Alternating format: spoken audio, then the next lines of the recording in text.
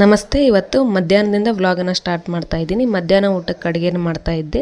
ಹಾಗೆ ಒಂದು ಕಡೆ ಸಾಂಬಾರನ್ನ ಒಗ್ಗರಣೆಗೆ ಅಂತ ಹಾಕ್ಬಿಟ್ಟು ಕುದಿಲಿಕ್ಕೆ ಇಟ್ಟಿದ್ದೆ. ನಂತರ ಕ್ಯಾಪ್ಸಿಕಮ್ ಪಲ್ಯ ಮಾಡ್ಲಿಕ್ಕೆ ಅಂತ ಹೇಳ್ಬಿಟ್ಟು ಕ್ಯಾಪ್ಸಿಕಮ್ನ ಚೆನ್ನಾಗಿ ಫ್ರೈ ಮಾಡಿಕೊಂಡೆ.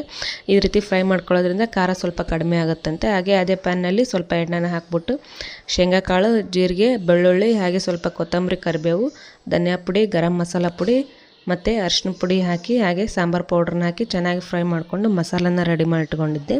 ಅದನ್ನ ಮಸಾಲಾನ ರುಬ್ಕೊಂಡು ಒಂದು ಕಡೆ ಎತ್ತಿಟ್ಕೊಂಡಿದ್ದೆ. ಹಾಗೆ ಅದೇ ಪ್ಯಾನ್ಗೆ ಸ್ವಲ್ಪ ಎಣ್ಣೆನ ಹಾಕ್ಬಿಟ್ಟು ಜೀರಿಗೆ, ಸಾಸಿವೆ, ಹಾಗೆ ಕೊತ್ತಂಬರಿ, ಕರಿಬೇವನ್ನ ಹಾಕಿದ್ದೆ. ನಂತರ ಕಟ್ ಮಾಡಿಟ್ಕೊಂಡಂಥ ಈರುಳ್ಳಿನ ಹಾಕಿ ಚೆನ್ನಾಗಿ ಫ್ರೈ ಮಾಡಿಕೊಂಡು ಹಾಗೆ ಇಟ್ಕೊಂಡಂಥ ಮಸಾಲಾನ ಹಾಕ್ಬಿಟ್ಟು ಸ್ವಲ್ಪ ಅರಿಶಿನ ಪುಡಿ, ಸ್ವಲ್ಪ ಉಪ್ಪನ್ನು ಹಾಕಿ ಚೆನ್ನಾಗಿ ಮಿಕ್ಸ್ ಮಾಡಿ ಕುದಿಲಿಕ್ಕೆ ಅಂತ ಬಿಟ್ಟಿದ್ದೆ. ಆನಂತರ ಕುದಿಯುವಾಗ ಅದಕ್ಕೆ ಫ್ರೈ ಮಾಡಿಟ್ಕೊಂಡಂಥ ಕ್ಯಾಪ್ಸಿಕಮ್ನ ಹಾಕ್ಬಿಟ್ಟು ಚೆನ್ನಾಗಿ ಮಿಕ್ಸ್ ಮಾಡಿ ಹಾಗೆ ಒಂದು ಕಡೆ ಪಲ್ಯ ಕುದಿಲಿಕ್ಕೆ ಅಂತ ಇಟ್ಬಿಟ್ಟು ಒಂದು ಕಡೆ ಜೋಳದ ರೊಟ್ಟಿ, ಬಿಸಿ ಬಿಸಿಯಾದಂಥ ಜೋಳದ ರೊಟ್ಟಿ ರೆಡಿ ಮಾಡ್ಕೊಳ್ತಾ ಇದ್ದೆ.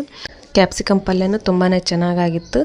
ವಿಡಿಯೋ ಇಷ್ಟ ಆದರೆ ಪ್ಲೀಸ್ ಲೈಕ್ ಮಾಡಿ, ಸಬ್ಸ್ಕ್ರೈಬ್ ಮಾಡ್ಕೊಂಡು ನೋಡಿ. ಹಾಗೆ ಹೇಗೆ ಅನ್ನಿಸ್ತು ಅಂತ ಕಮೆಂಟಲ್ಲಿ ತಿಳಿಸಿ. Thanks for watching. ಮತ್ತೆ ನೆಕ್ಸ್ಟ್ ವಿಡಿಯೋದಲ್ಲಿ